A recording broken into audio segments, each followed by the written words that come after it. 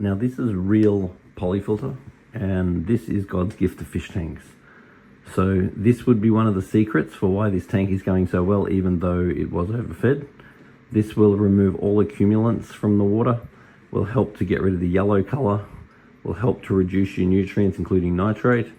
So it is an absolutely wonderful thing to have. When you put it in, it starts off being white, and then over a period of months, it will turn to black, just like that.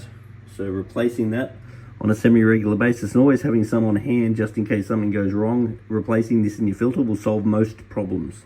So if you want the best filter you can have, now this is a very good, very big filter, but you can put a turbo in this filter by adding marine pure instead of your noodles and making sure you have plenty of this in, which was in already, and I think that was a saving grace. Filling your filter up, if you turn on the in and get it siphoning down, then once it's well and truly siphoning, then you can put the outlet on, and then you don't need to suck it because it'll prime itself as long as you start with in on. Then we open up the tap and it'll keep priming because we need that full of water before we turn it on. So what I'm doing now is a water change. So I'm using a gravel cleaner to pull all the crap out of the gravel. Now as you can see, that water's very dark. Normally with a standard water change, like a light yellow would be okay. But if it was that dark, I'd be wanting to do more regular water changes. So now I'm getting the ornaments out and giving them a good brush because they were just covered with massive amounts of food. And this one's just an emergency service just to get the fish back under control. I will say that I would highly recommend doing a spring clean on this aquarium. Now what a spring clean basically is take all the rocks out, and if you leave them sitting in the sun for a day, then the algae will get bleached off by the sun. So if we look at the amount of crap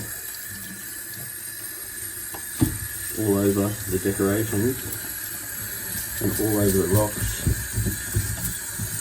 it's all pretty extreme. So once again, that rock would have started off being white.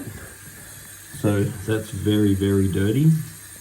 So in a perfect world, they'd take that out and just put it in the sun for a day, clean underneath the rocks, and then think about putting the rocks back in again. And I put some big fake plants in there as well, just for some color. We've got some nice tall fake plants that would really color this tank up. And then the driftwood will leach a little bit of tea color in the water. So if you do have driftwood, it's possible that would be making the water slightly yellow. But in saying that, this is very mature. It's just been in for a long time, so it also might not make it yellow. At the moment is removing some of the rocks, cleaning under the rocks, and then putting new rocks back. But it really needs a major spring clean to look good. You can see the sheer amount of crap is pretty extraordinary. So we're getting a lot of it out. And my bet is the fish will be totally fine. But I think a spring clean will be in order. And a spring clean is basically pull everything out, clean the substrate. Even if you have to do a few, especially in winter, it's better to do several water changes than one big one. Then if you put your rocks in the sun for a day, then hit them with a hose or a gurney, they'll come up good as new and you can put them all back in. And I'd add a few big tall fake plants and you'll have this tank looking $1 million. The other thing too is I put in fresh poly filter. And whenever you do these jobs, putting fresh poly filter in the filter I think is crucial, because we can actually be disturbing gases like hydrogen sulfide doing these sorts of jobs.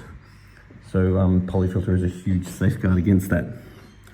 So the other thing I'd have if this was my tank is a max spec claw, because this is a very tall tank and it would make it very easy for just maneuvering things around. Now this thing is a flipper. They're absolutely fabulous. That goes on the inside with the blade and that goes on the outside. It's a brilliant thing for being able to just give it a clean like this.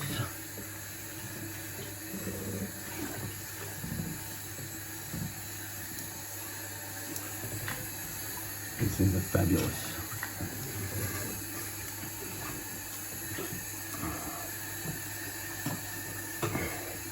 Makes fish tank cleaning much easier. It's basically part by part moved all of the rocks and I've sucked in behind all the rocks.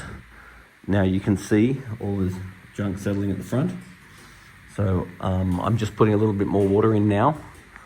I'm trying to make sure the temperature is somewhat stable and just watching the temperature. And now I'll go into a bit more of a sucky so I can get a lot of this stuff out. So I think by the time we finish this, it'll be in better condition than when the owner went away. But overdue for a spring clean, very overdue. Be aware of with fish that a lot of people overlook is they actually don't live forever.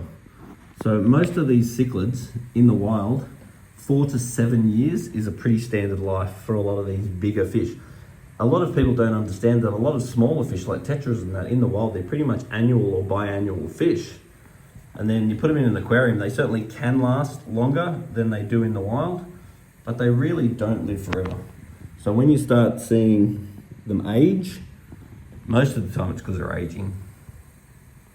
Good food and good water quality is the key. And it's my bet that this guy's probably over 10 years old. So I think you find he's actually had a very good run. Almost done now. Now, once the filter goes on and the filter will clean up a lot of this stuff, we'll see a little bit more waste settle on the bottom, and that's normal. So I think this tank will be totally out of trouble. But what I'd like to see happen in any time in the next year or less is a spring clean. So that's everything out, put it in the sun for a day or two, hose it off, put it all back in once you've cleaned underneath it.